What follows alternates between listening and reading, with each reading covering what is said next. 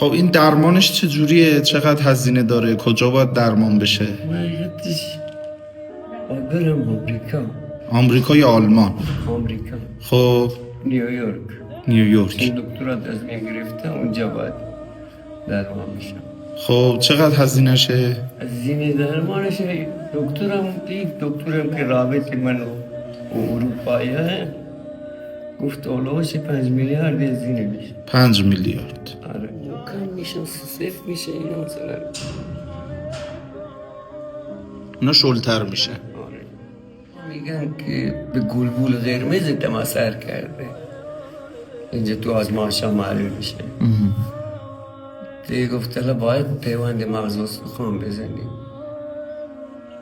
درست میشه اگه پیوند مغز است. نه سرایت نمیکنه اصلا. کسی دیگه جنسشون چیه؟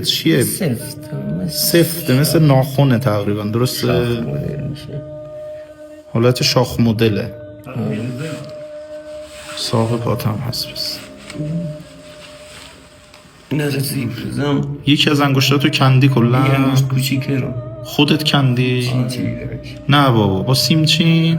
ای بابا مجبور بودم یا میشکست ایزگیل. زیر پاتم ببینم.